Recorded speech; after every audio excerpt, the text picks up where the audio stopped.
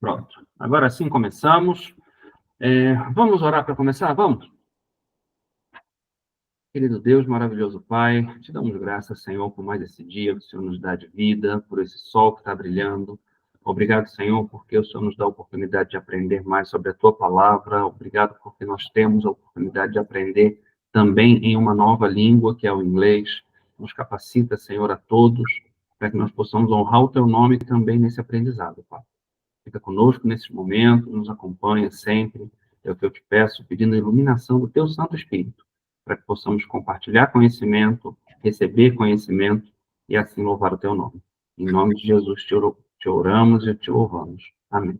Amém, Senhor. Bom, muito bem.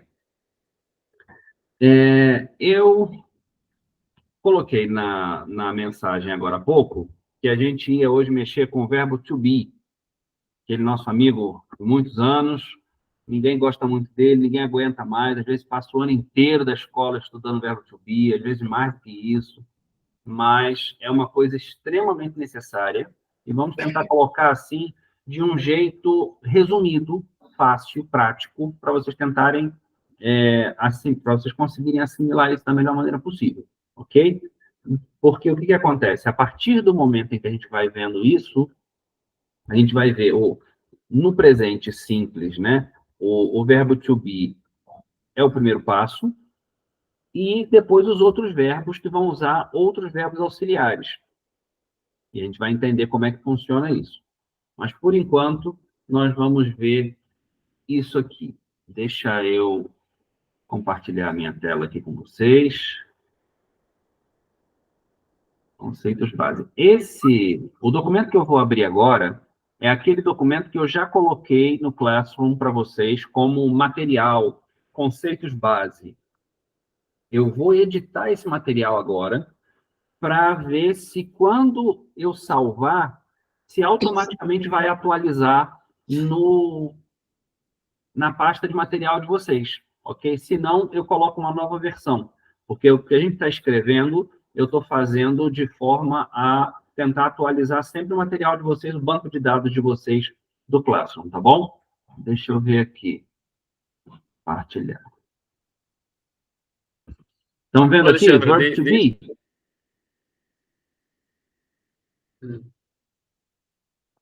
Não entendi.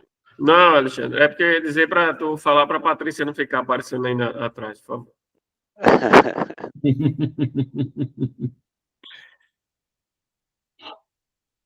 Bom, tá todo mundo vendo aqui a planilha que eu compartilhei com vocês? Sim.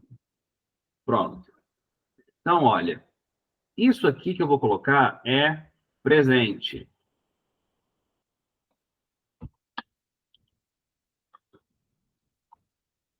Tempo presente, tá bem? É aquilo que todo mundo já ouviu falar. Eu já escrevi para vocês em outra parte aqui, olha, nos pronomes, se eu não me engano, já tem aqui alguma coisa. Is my dog.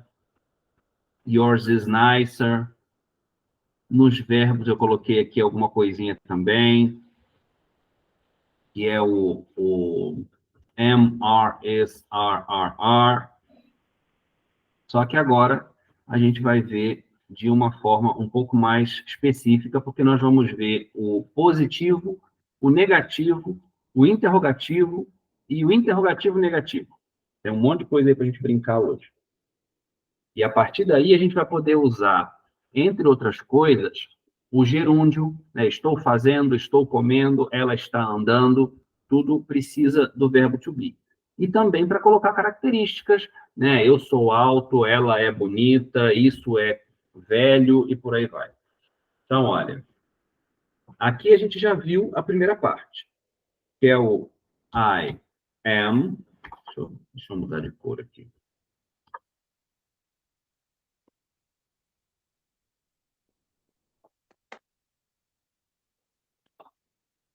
Essa letra eu vou colocar vermelha em negrito. Pronto. I am. You are. He is. She is. He is. We are. You are. They are. Esse aqui é o afirmativo, tá?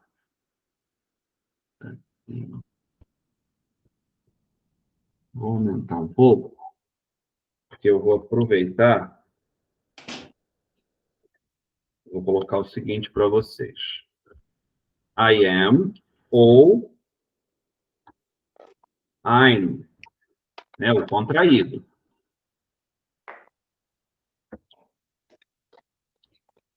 You are ou your.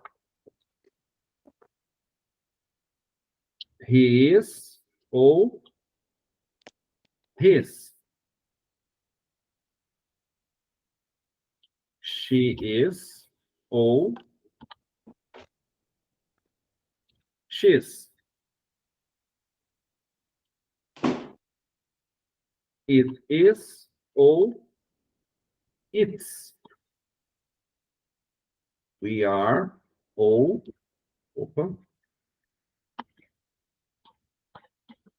We're.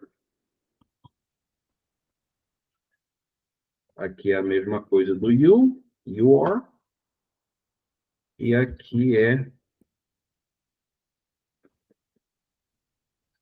there. Agora, aqui eu já falo para vocês uma coisa muito importante. Existe um sério risco de nós confundirmos o que está nessa coluna aqui, especialmente esse,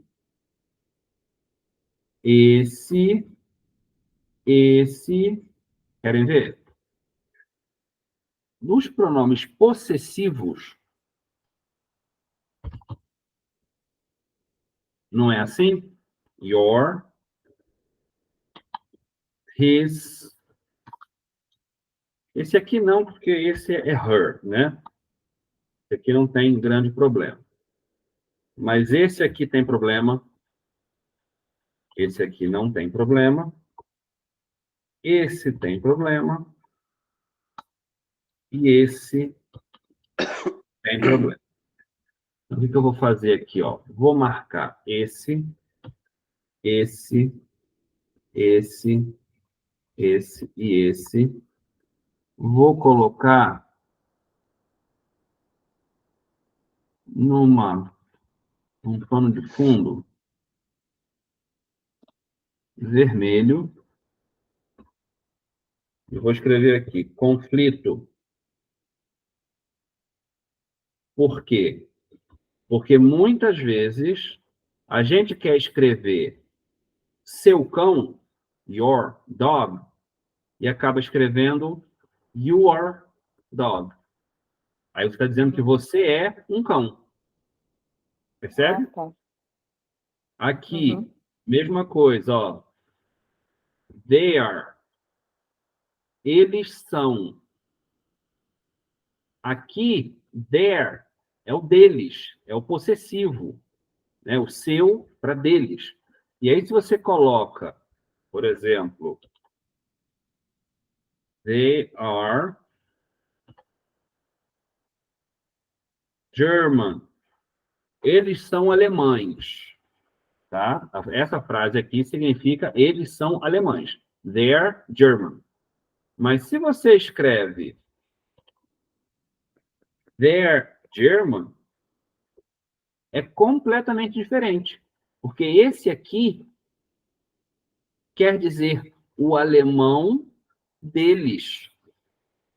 Percebe que não tem nada a ver com eles são alemães? É outra coisa completamente diferente. A mesma coisa se você disser you're tall ou you're tall. Aqui é você é alto. You are tall, abreviado com esse apóstrofozinho aqui. Você é alto, tu és alto. Aqui, you're tall, nem tem sentido, porque aqui não funciona. Teria que ter um substantivo aqui, né? Mas vamos colocar, por exemplo, como se fosse o seu alto. Não tem, né? Perde completamente o sentido da palavra. Então, essas duas colunas aqui, tem que ter muito cuidado com elas, porque se trocar um pelo outro, muda completamente o sentido da frase, ok? Então, you, apóstrofo are, é uma coisa, your é outra coisa. E daqui por diante, todo o resto também é muito diferente. Tá bem? Tá, deixa eu fazer uma pergunta, Eduardo. Mas esse possessivo, isso é um possessivo, né? Sim. Ele, ele não tem a forma contraída? Não.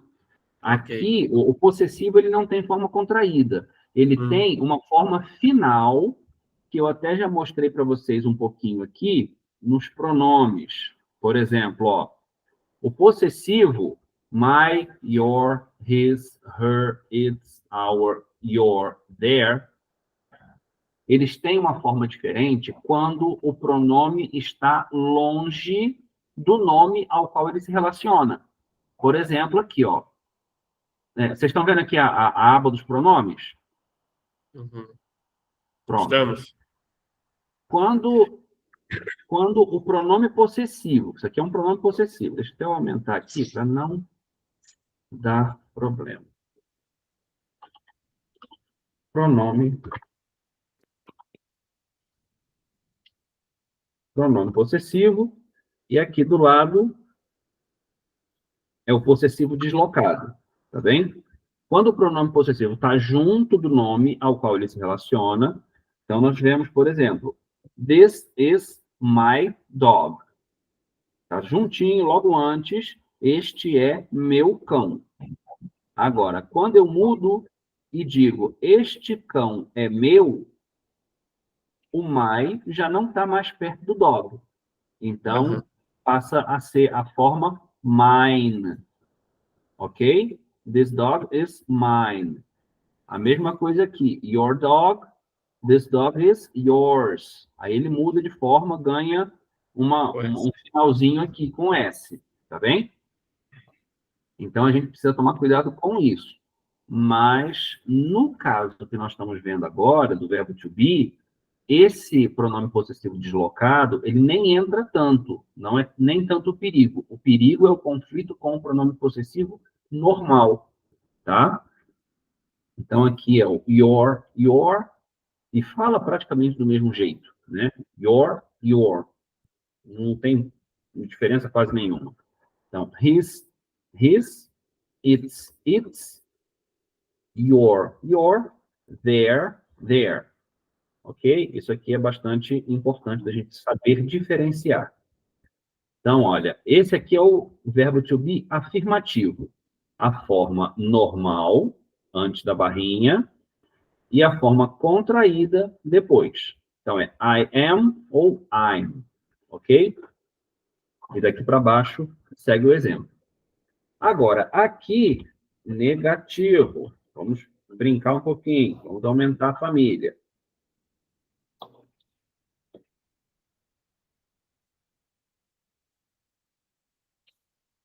Nós temos aqui am not ou I'm not. Ok?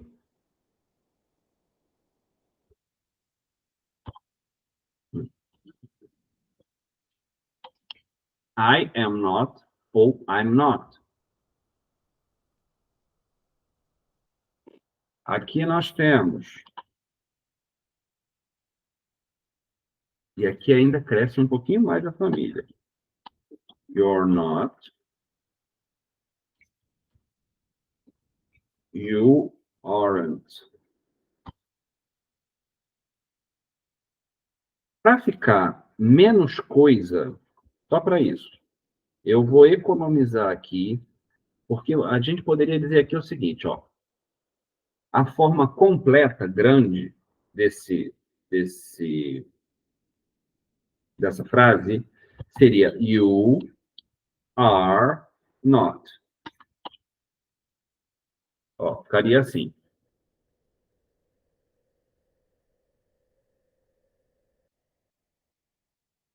You are not é o verbo sem contração nenhuma, tá? You are not.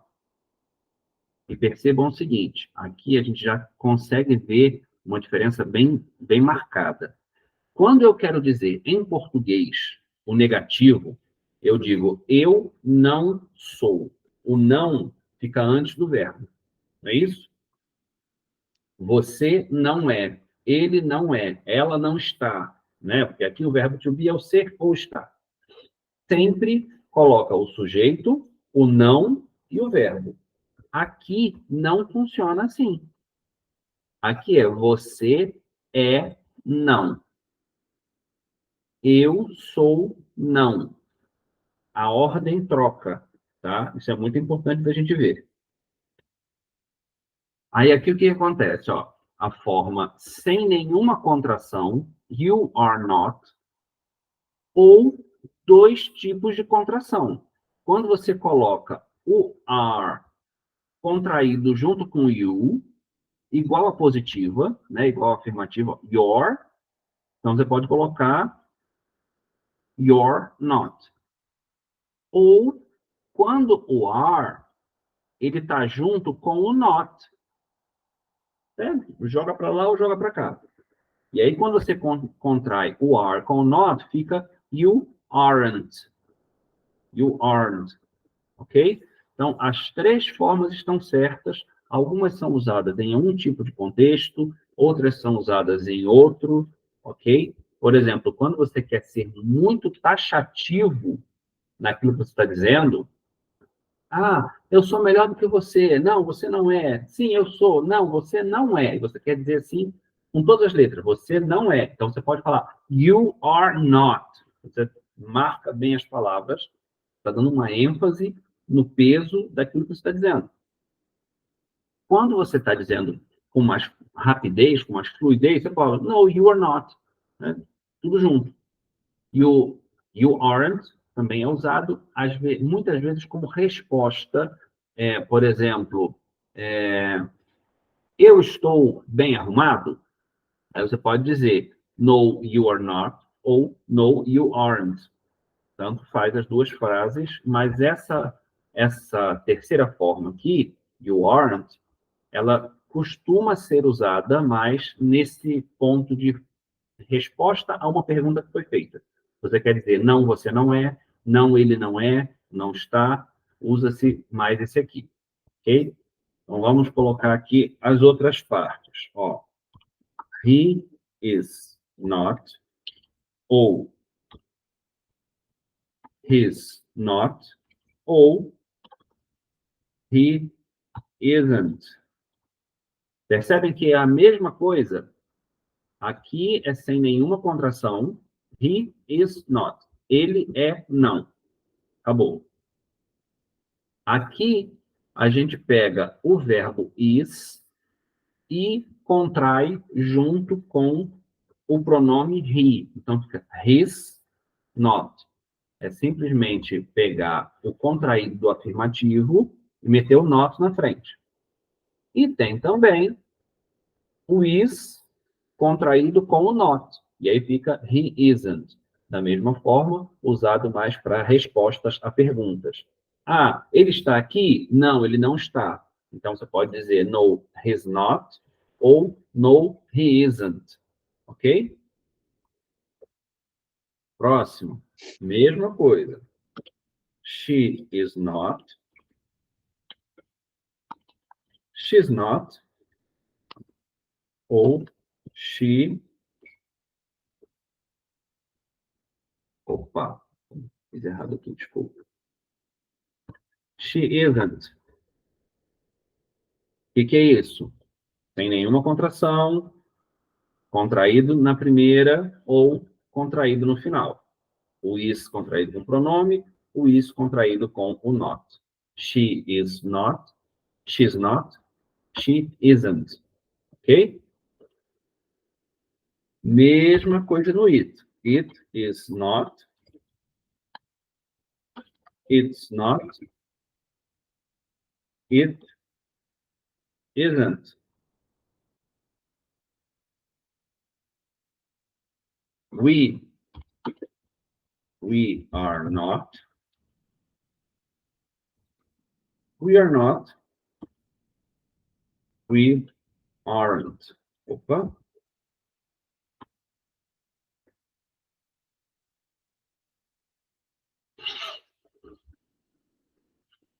You, vou até copiar daqui, a mesma coisa. You, they. They are not. They're not. They aren't.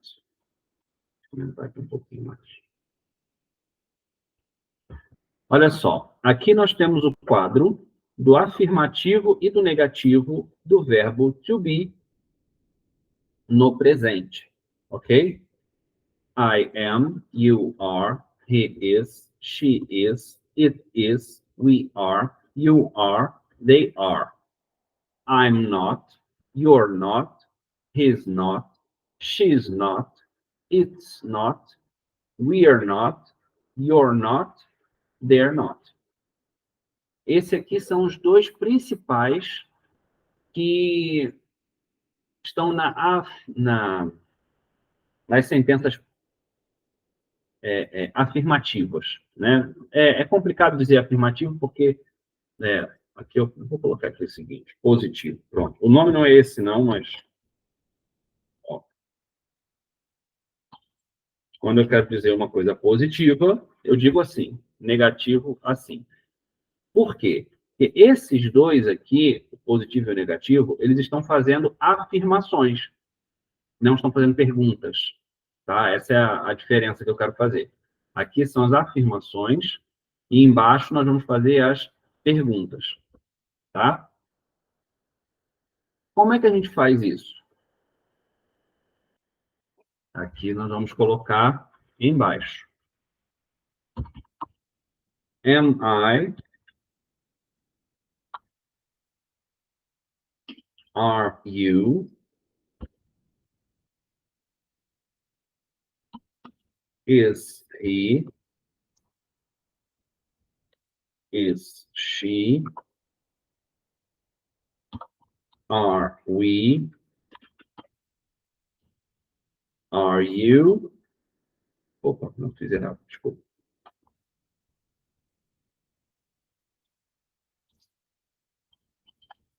Are you? E are they? Que é isso?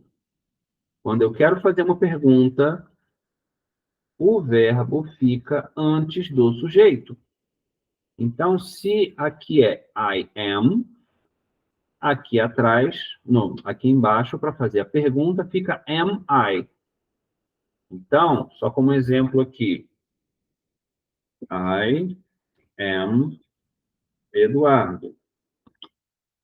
I am 42 years old.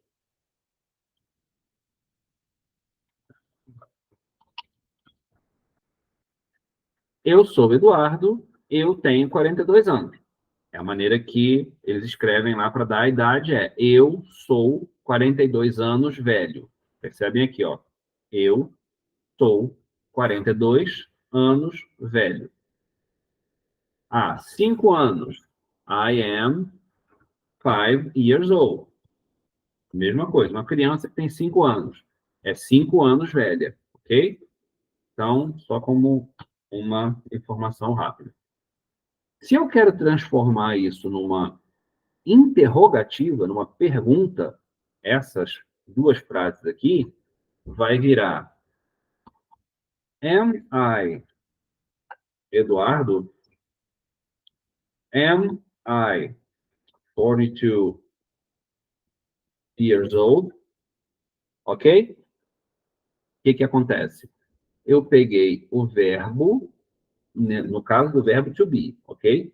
Eu peguei o verbo e joguei para trás do sujeito. Por que isso? É muito interessante a gente ver que no português nós não temos uma marcação gramatical da pergunta. O que é isso? Se eu digo, eu sou alto, ou faço uma pergunta, eu sou alto, a única coisa que muda, eu acho que eu já falei isso com vocês, a única coisa que muda é a entonação e o sinal gráfico no final, que é o sinal, o ponto de interrogação. Nada mais muda no português. Eu posso simplesmente aumentar o tom de voz, fazer uma entonação de pergunta e colocar um sinal no final e está tudo resolvido. No inglês não é assim. No inglês, eles têm marcado gramaticalmente, né, pela regra da gramática deles, eles têm marcado o que é uma pergunta. Eles pegam ou o verbo principal ou o verbo auxiliar, de acordo com a frase, e transportam ele para o início da frase, ou para antes do sujeito. Para quê? Para quando nós começarmos a ler a frase, nós já sabemos que é uma pergunta. Uma coisa muito útil nessa hora é quando nós estamos lendo, por exemplo, no português, acho que todo mundo já deve ter se deparado com isso, inclusive na Bíblia, porque na Bíblia nós temos muitas frases, muitos períodos que são muito longos. Então, às vezes, uma frase dura 2, 3 linhas. Por acaso não seria eu aquele que transportou o povo do Egito, até lá no final, né? Essa frase até no português, por acaso, como eu coloquei um por acaso, né? Já dá para entender um pouquinho que pode ser uma pergunta. Mas eu poderia dizer simplesmente, ele é aquele que cruzou o mar da Galileia e elevou os seus discípulos até... E lá no final eu vejo que tem uma interrogação. E aí, quando eu estou lendo, eu me atrapalho, porque eu estou lendo, acho que é uma afirmativa. Então, lá, este é Jesus de Nazaré que fez todos os milagres na Galileia. Aí, último pedacinho, quando eu percebo que tem um ponto de interrogação, eu mudo o tom da minha voz para mostrar que é uma interrogação, que é uma pergunta. Quando eu teria que ter começado, né? Por exemplo, este é Jesus de Nazaré que fez todos aqueles milagres na Galileia, a entonação de pergunta tinha que ter começado junto com a frase, né? No inglês, a gente não perde essa dica da entonação da frase ser diferente para fazer uma pergunta. Por quê? Porque no inglês, quando eu falo este é Jesus de Nazaré, eu coloco aqui This is Jesus of Nazareth, né? Este é Jesus de Nazaré. Who did miracles. Este é Jesus de Nazaré que fez milagres. Se eu quero fazer uma pergunta, eu já deixo claro, escrito e falado, obviamente, que eu estou fazendo uma pergunta desde o início. Porque eu faço Is this Jesus of Nazareth who did miracles? Opa.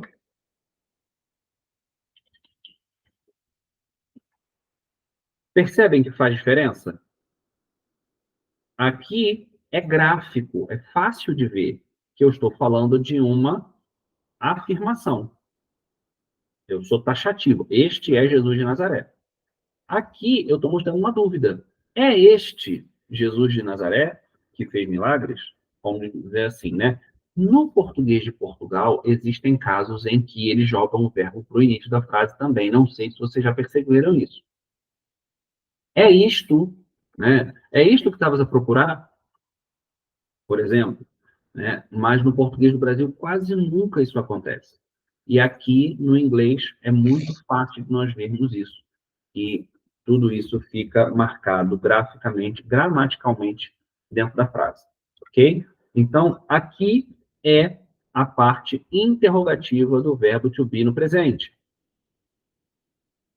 E a negativa, a interrogativa negativa, né? Por exemplo, am I not. Eu não sou, ou sou eu não, né? A ordem certa para a gente traduzir ao pé da letra seria sou eu não, ou are you not. E eu estou colocando reticências aqui para poder ser o restante da frase, né? Is he not?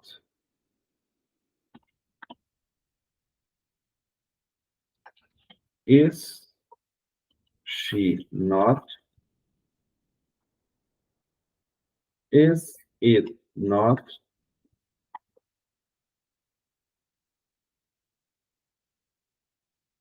Ah, eu fiz uma coisa aqui. Desculpem. Ctrl+C.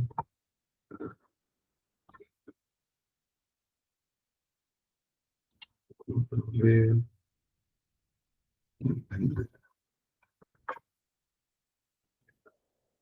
Is he? She? Is it? Agora sim.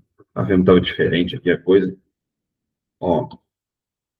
Are we not? Are you not? Are they? Agora, uma coisa interessante é o seguinte. Tudo isso aqui são as formas de interrogativa negativa. O que é isso? Não é verdade, né? Quando você está querendo confirmar alguma coisa, você faz uma pergunta pela negativa. Não é verdade? Olha, não é verdade? Né? A própria frase que eu estou fazendo já mostra isso. Se eu quero confirmar uma coisa que eu já sei, ou quando eu quero confirmar alguma coisa que estão dizendo, o próprio, quando Jesus estava na Galileia, né? Não é este o filho de José, filho de Maria, e com todos os seus irmãos que estão aqui e tal? Não é este, né? Ou seja, eles já sabiam que era Jesus e queriam mostrar para todo mundo que eles sabiam, queriam confirmar, né, a informação para todos. E aí fica nessa questão do não é este, não é ela, aquela menina que veio aqui semana passada, fez uma oração bonita, não é esse o pastor que pregou aqui na igreja no ano passado, e por aí vai. Então, isso é um fator de confirmação. Qual é o sentido da frase interrogativa negativa? É você marcar que você já sabe e quer confirmar, né? Então, aqui, nós temos exatamente isso. Não sou eu aquele tal, tal, tal? Não és tu? Não é ele? Não é ela? Não é isso? Não somos nós? Não sois vós? Não são vocês? Não são eles, né? Só que aqui também tem um fator de compressão, um fator de contração. Por quê? Essas frases aqui, do jeito que vocês estão vendo, quase nunca ninguém usa. É só num contexto muito formal, tá? Quando nós usamos aqui, é assim, ó. Aren't you? A gente pega esse aqui, a contração do negativo, e joga... Ah, é até aqui essa última, desculpa. A gente pega essa contração do negativo com o verbo junto com o not, né? Pega o verbo e o not contraídos e joga no início da frase. E aí fica mais claro ainda que a frase que eu estou fazendo é uma interrogativa negativa. Quando eu coloco are you not, é você não, o not ainda fica separado. Então ainda pode demorar um segundinho para você entender que aquela frase é interrogativa negativa. Quando eu coloco contraído o verbo e o not juntos no início da frase, é patente, não tem para onde correr, que nós estamos falando de uma frase interrogativa negativa. Não é aquele, não é este, não foi ela, né? Não será ele. Isso nós vamos ver que tem em todos os verbos, em todos os tempos verbais, né? Presente, passado e futuro. Então, aqui, nós vamos fazer o seguinte, olha. Isn't he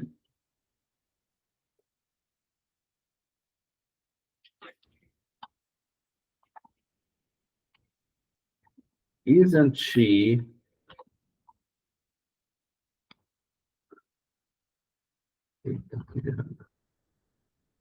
esse teclado aqui é novo, eu vivo levando pancada dele.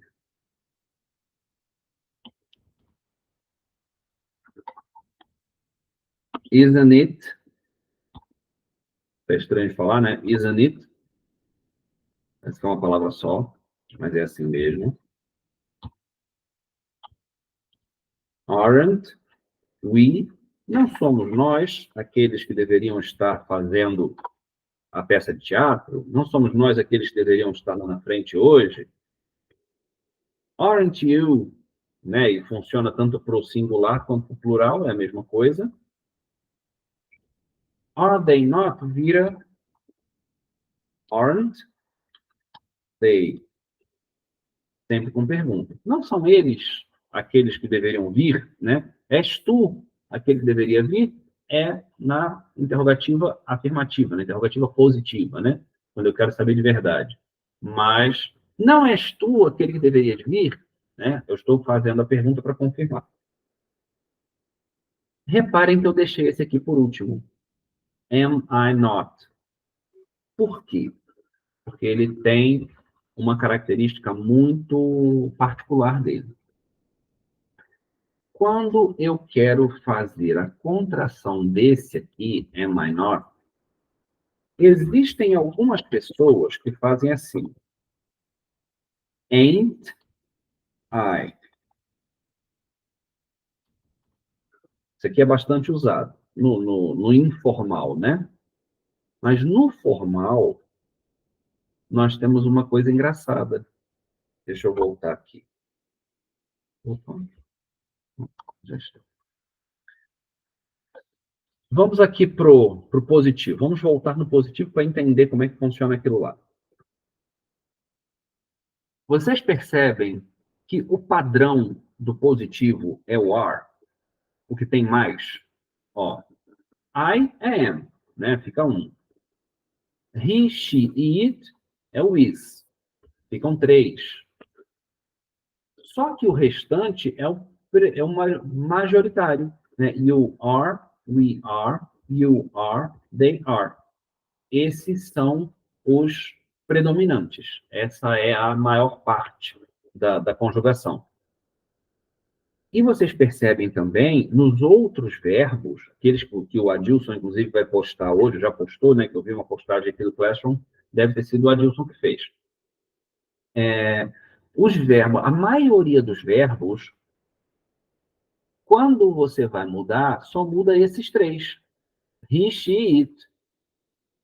Então, por que esse I, no to be, ele está diferente? Ele é maluco. Ok, é caso de exceção. Só que o importante aqui é o seguinte, quando nós vamos fazer a interrogativa negativa do verbo to be na primeira pessoa do singular, I am, no formal, ele volta para a forma como se ele pertencesse ao grupo todo da maioria. Aren't I? Por quê? Porque ele fugiu na afirmativa do padrão de todos os outros. Né? Em todos os outros verbos, esse e os outros 3 de baixo são sempre iguais. No positivo...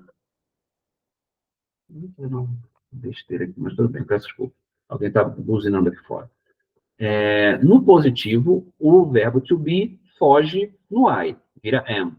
Na interrogativa negativa, ele volta para o are. Aren't I. Ok? É meio maluco. Vocês... Oi. Mas é muito comum isso aparecer, porque eu nunca... Tudo bem que eu acho que talvez eu nunca tenha prestado atenção, mas é comum. No texto bíblico você vai encontrar, em alguns textos mais formais você vai encontrar, mas no corrente, no informal, é mais comum você encontrar o ain't. Eu nunca tinha prestado atenção nesse detalhe, não. Mas acontece, porque isso é uma regra de funcionamento antiga, né? Só que aí o popular foi transformando e do aren't I virou ain't I por causa do am I not. Am I not? Ain't. Ok? Mas é importante vocês saberem isso aqui, por quê? Porque mais cedo ou mais tarde vocês vão encontrar, principalmente se for uma versão da Bíblia mais antiga, se for um texto bíblico lido por alguém de uma congregação mais ortodoxa e tal, você vai ver isso aqui. Ou aqueles vídeos, filmes bíblicos que têm uma linguagem mais antiga, vai ter isso aqui, entendeu? Para mim, eu só vinha na minha cabeça o Am I Not. O am I not é o separado, né? Aham. Quando está tudo, cada um no seu cantinho. Quando contrai, pode contrair para esse jeito aqui, o ain't I, ou para o aren't I. Ok. Ok?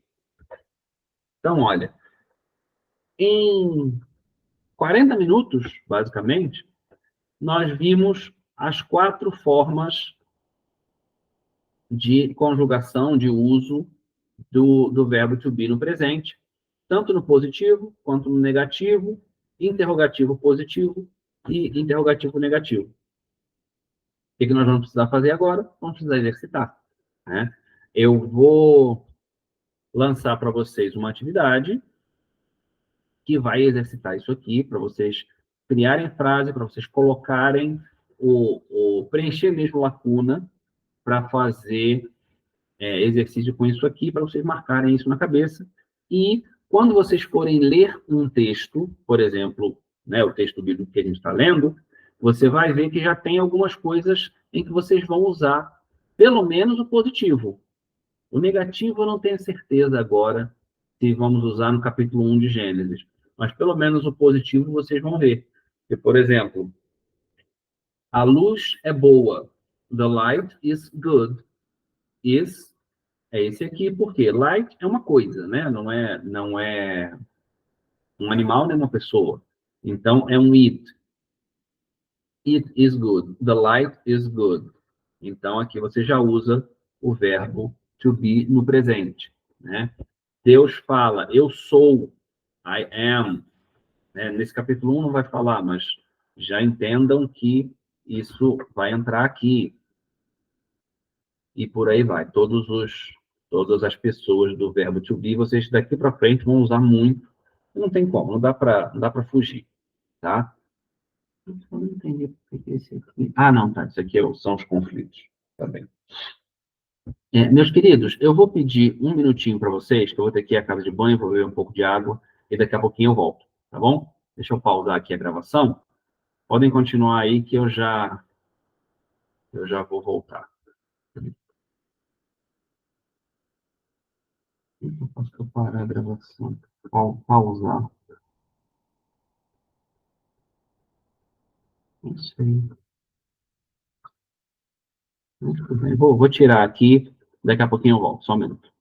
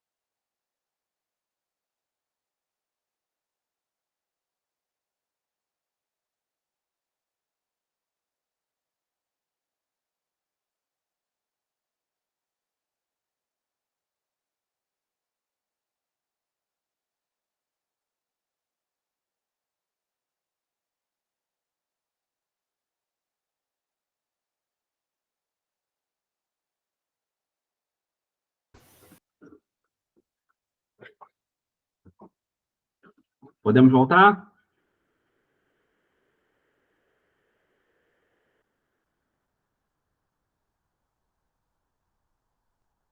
Prontinho.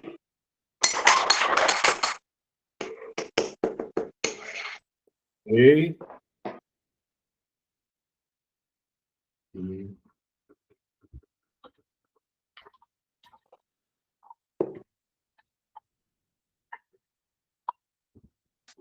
Só para aumentar um pouquinho aqui ali acima. Aqui fica negrito. Negrito. Pronto. Aqui está a tabela completa dos verbos, da conjugação do verbo to be no presente, tá? Negativo, interrogativo, positivo, do tipo. E aqui a parte de conflito. Olha só, vamos aliviar um pouquinho a cabeça, para não pensar em mais matéria nova agora. Vamos fazer um pouquinho de leitura. Vamos avançar agora, vamos deixar toda aquela parte que a gente já leu para trás e vamos começar uma parte nova. Deixa eu ver aqui, conteúdo do canal.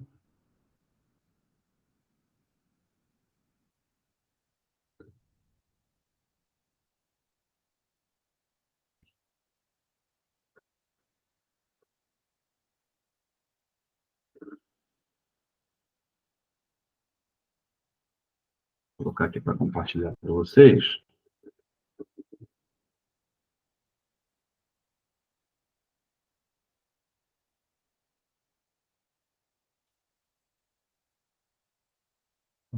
Vídeo.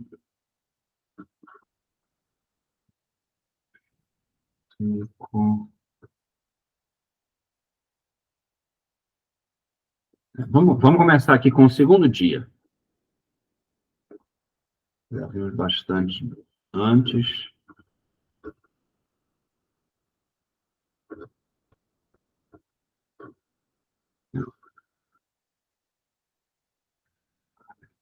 Acostumar com comandos é uma droga.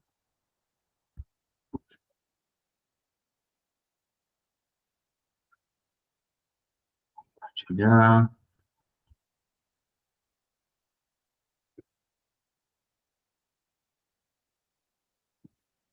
Nós vamos ver agora a partir do segundo dia, tá bem? Day, God says, "Let there be a firmament in the midst of the waters, to separate the waters from the waters." And God creates the firmament, calling it heaven. There is evening, and there is morning, the second day. On the third day, God says, "Let the water under the sky be gathered to one place, and let dry ground appear." And it is so. God calls the dry ground land, and the gathered waters he calls seas. And God sees that it is good. God says, "Let the land produce vegetation, plants that bear seed, and trees on the land that bear fruit with seed in it, according to their various kinds." And it is so. The land produces vegetation, plants bearing seed according to their kinds, and trees bearing fruit with seed in it according to their kinds. And God sees that it is good. And there is evening, and there is morning, the third day. On the fourth day, God says. Aqui. Bom, esse é o terceiro dia. Nós não vamos pegar ele todo para ler agora, porque vai ser muita coisa, mas nós conseguimos a primeira parte da criação do terceiro dia, vem até...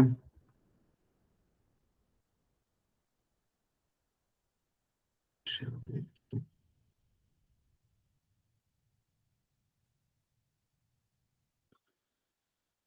Até 1 minuto.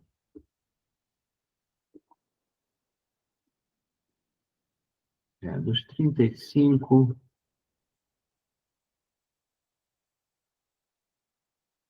Tudo bem.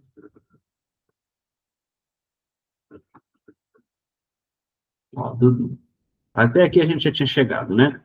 Então vamos lá, olha.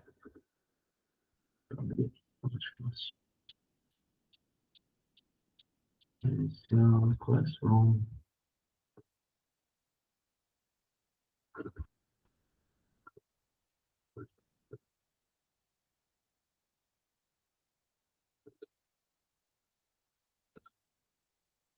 Cada aula que eu tenho com vocês, eu prometo que eu vou comprar um computador novo. Eu vou comprar sim, gente, não se preocupe. Tá meio complicado esse bichinho aqui. Trabalho da turma.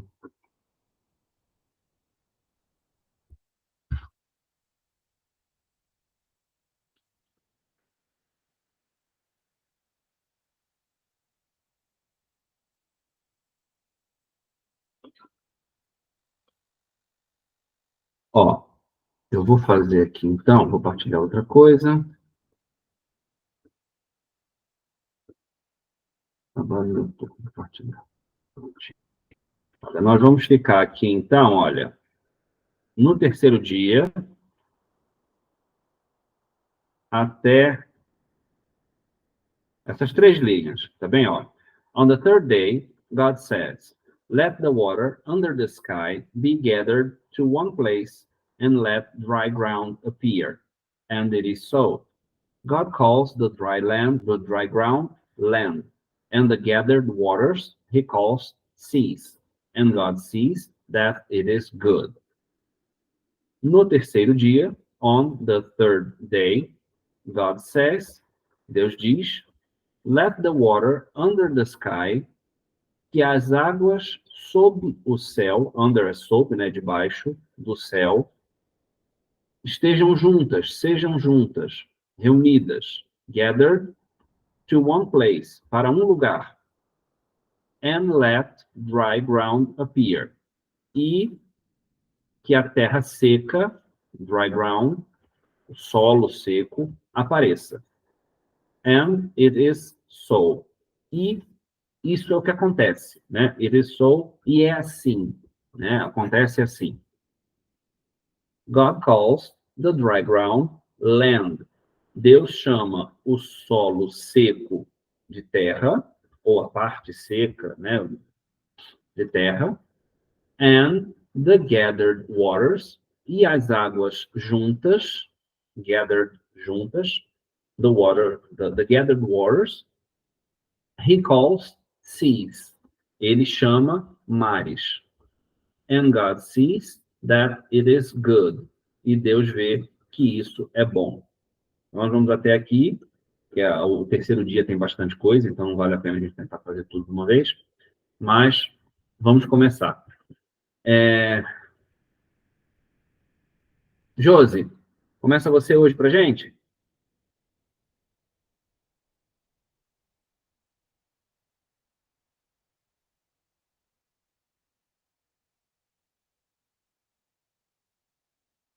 Josi?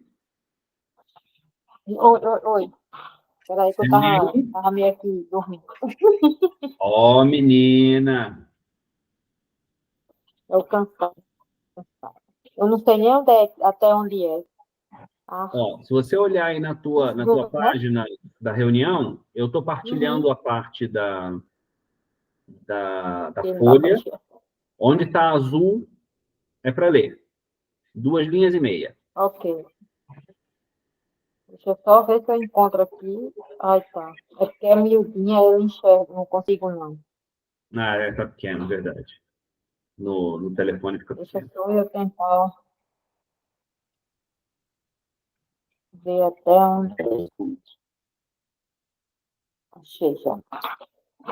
On the third day, não sei essa palavra. Como é que diz esse third? É third mesmo.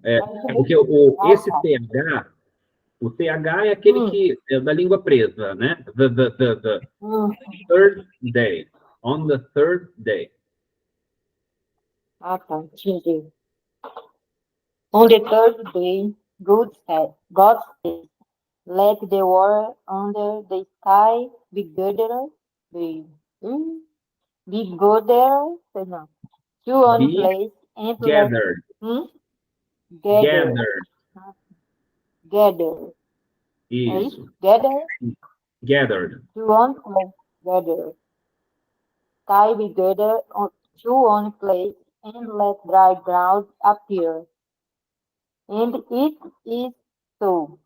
God calls the dry ground land, and the gathered waters he calls seas. And God sees that is good. É isso? Boa. É isso? Até aqui. Bom. Alexandre, vamos embora? Esse gathered. Gathered. Vamos praticando. Vamos embora. Pode ir? Pode. On the third day, God says, let the water under the sky gather to one place, and let the dry ground appear. And it so. God calls the dry ground land, and the gather waters the calls seas. And God sees that is good. Boa. Vamos lá, Dilson. And the third day, God says, let the water and the sky gather the one place, and let dry ground appear. And it's so good, and travou. And it's so God calls the dry ground. So. Ó, Adilson. Oi. Um ponto aí, ó. A frase é curtinha mesmo. And It's so. E é assim que acontece, tá? E é assim. Essa é a frase, acabou. O God já é outra frase. And it's so. God called the dry ground, land, and the gather. What is he calls seas, and God's and water he calls seas. And God sees that is good. Boa. Vocês percebam que não é à toa que eu escolhi esse texto por alguns motivos. Um deles é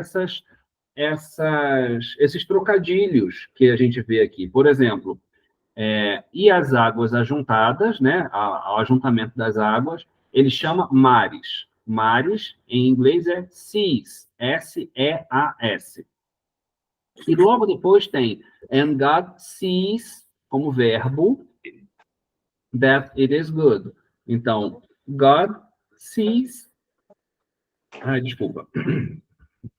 God sees the seas. Deus vê os mares. Então, fica God sees the seas. Então, a pronúncia é a mesma, mas a escrita é diferente e o sentido é diferente.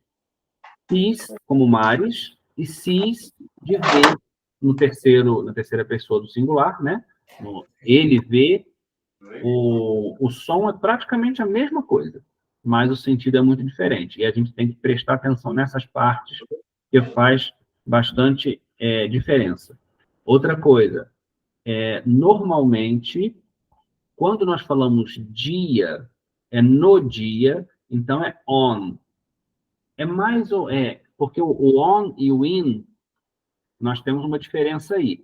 In é dentro da caixa, in the box. Já o on é em cima. On the box é em cima da caixa. In the box é dentro. Então, a gente tem que fazer essa diferença. Se a gente fala in no lugar do on, as pessoas vão entender trocado.